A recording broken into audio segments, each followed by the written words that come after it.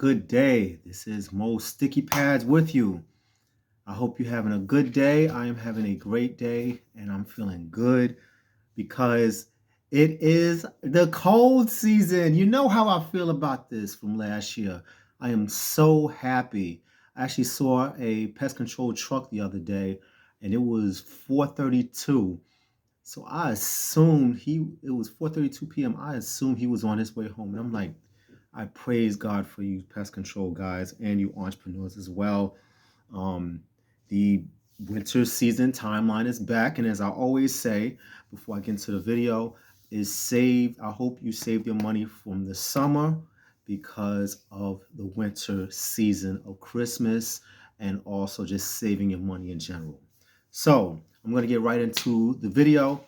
So this video is when I believe I was on, this is how I was getting checked at a particular apartment uh, area in the neighborhood. So it all happened where I think I was about 2 years in living in Maryland. When I first arrived to Maryland, I immediately was a part of a mosquito extermination company for basically the whole summer, like a quarter of the fall. And after that, they lay you off because no more mosquito calls are coming in and most people are canceling by that time. So right after that, I hopped on and bridged to another pest control company, full pest control company.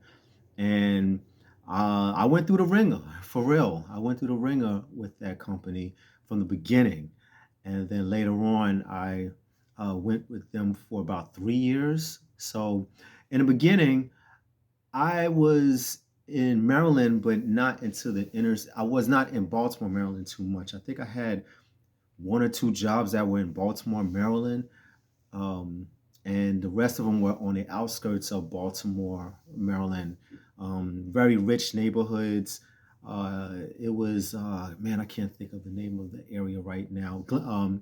Severn, Maryland, Glen Burnie, Maryland. Those areas there was that not that much into the inner city. It was more towards rich people doing big yards and the lawn mowing. So anyway, when I was doing pest control at this new exterminating company that I just joined, they took me all over the place. So it was mostly suburban areas, which was a blessing. But then I had a few that were in Baltimore, Maryland, and Baltimore, Maryland is mostly, you could say for the most part, inner city. And these areas were areas I heard about, seen, but never really encountered. But when I had those routes in Baltimore, about a quarter of them I was in the inner city. So anyway, moving forward, I was driving. I believe I came from one stop and I was on my way to the next stop. And this road that I was on was called Liberty Road. And Liberty Road is an inner city, predominantly black community. So I was driving down, and as I'm driving down, the lanes are pretty close to. There's parallel parking, basically. There's, I mean, not parallel parking, but side parking. So, but it's still not that much area to drive down the road. So, in any event, I've done this before actually, and I was addressed maturely at this next situation. So as I'm driving down, I clipped one of the rear view mirrors, and being I had to go on my route, I basically just went past it and just kept going because I went pest control, or at least when in my case, there was no time for anything. Like you had to get to your stop, especially if you have time frames, and it was getting to me. And with that being said, I just kept it moving. Well, about four lights down, I was dressed with a gentleman that appeared to be 6 feet tall, 210 pounds. And while I'm at the stoplight, he's on foot saying, "Get out the car. You hit my brother's mirror." And I was in awe. Maybe I was not in awe, but I basically was not truthful. I said, I hit that. That's not what I said. I said, did I hit that?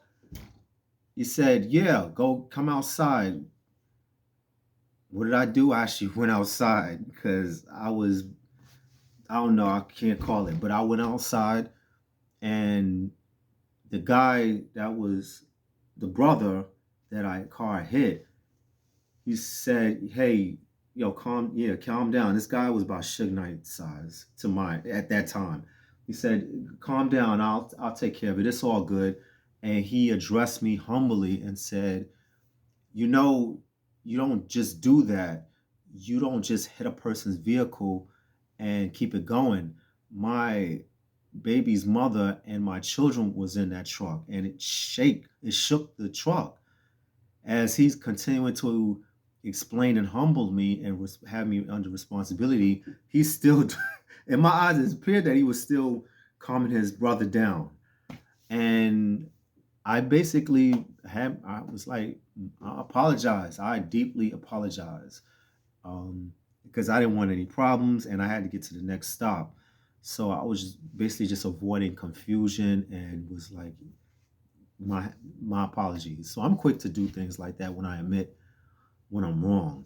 So in a nutshell, that was that was just a case of the lessons learned when you're doing pest control independently or with a company. Respect the neighborhood, respect individuals as you should, and I did not at the time.